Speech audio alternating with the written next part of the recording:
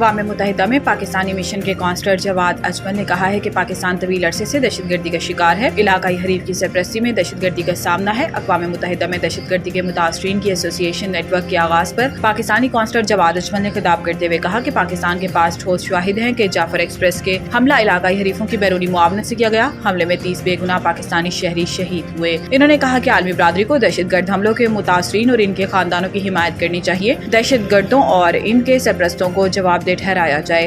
دہشت گردی اور حق خود ارادیت کی جائز جدوجہد کے درمیان واضح فرق کرنا بھی لازم ہے۔ ان کا کہنا تھا کہ بھارت نے مقبوضہ جموں کشمیر میں 9 لاکھ سے زائد فوجی تعینات کر رکھے ہیں اور وہاں انسانی حقوق کی سنگین خلاف ورزیاں جاری ہیں۔ عالمی برادری بھارتی مظالم کا نوٹس لے اور کشمیری عوام پر ہونے والے ریاستی دہشت گردی کو بند کرانے میں کردار ادا کرے۔ سلامتی کونسل اقوام متحدہ کی قراردادوں کے تحت کشمیری عوام کو حق خود ارادیت دلانے کے لیے عملی اقدامات کرے۔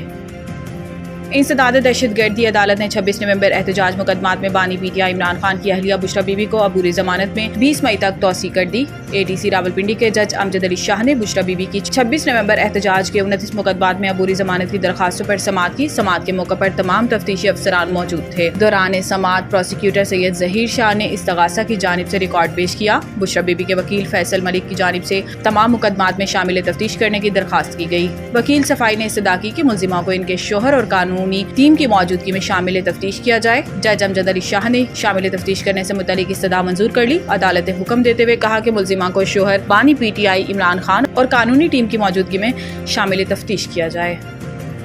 آئی ایم ایف ایگزیکٹو بورڈ اجلاس کا شیڈیول جاری کر دیا گیا۔ آئی ایم ایف کے ایگزیکٹو بورڈ کا اجلاس 9 مئی کو طلب کر لیا گیا ہے۔ آئی ایم ایف بورڈ اجلاس کے ایجنڈے میں پاکستان شامل ہے۔ پاکستان کے لیے $1 ارب کی اگلی قسط کی منظوری کا امکان ہے۔ واضح رہے کہ پاکستان اور آئی ایم ایف کے درمیان سٹاف لیول معاہدہ مارچ میں طے پا گیا تھا۔ اقتصادی جائزے کے تحت پاکستان کو بورڈ کی منظوری سے قرض کی اگلی قسط ملے گی۔ آئی ایم ایف کے مطابق کلائمیٹ فائنانسنگ کا بھی $1.3 ارب کا معاہدہ ہو گیا۔ کلائمیٹ فائنانسنگ کا نیا معاہدہ 28 ماہ پر محیط ہے۔ پاکستان کو مجموعی طور پر $2.3 ارب ملیں گے۔ آئی ایم ایف نے باقاعدہ اعلامیہ جاری کر دیا۔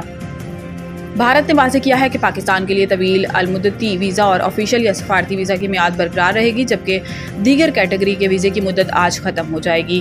بھارتی میڈیا کے مطابق بھارت کی جانب سے پاکستانیوں کو 16 کیٹیگریز میں ویزا جاری کیے جاتے ہیں، جن میں سے 2 کیٹیگریز کی میعاد بلا مذہبی تفریق منگل کے بعد بھی برقرار رہے گی۔ دوسری جانب پہلگام واقعے کے بعد حریت پسندوں کے گھر اسرائیلی طرز پر گرائے جانے کا سلسلہ بھی بھارت کو بند کرنا پڑے گا۔ مقبوضہ کشمیر کی حکمران جماعت نیشنل کانفرنس سمیت دیگر علاقائی جماعتوں کی شدید احتجاج اور وادی بھر میں بھارتی حکومت کے خلاف کشمیریوں کی بغاوت کا خدشہ ہونے کے سبب حریت پسندوں کے گھر گرانے کا عمل پیر کو روک دیا گیا۔ تاہم حریت پسند کے عزیز و اقارب کو گرفتار کرنے کی کارروائیاں بڑھا دی گئی ہیں۔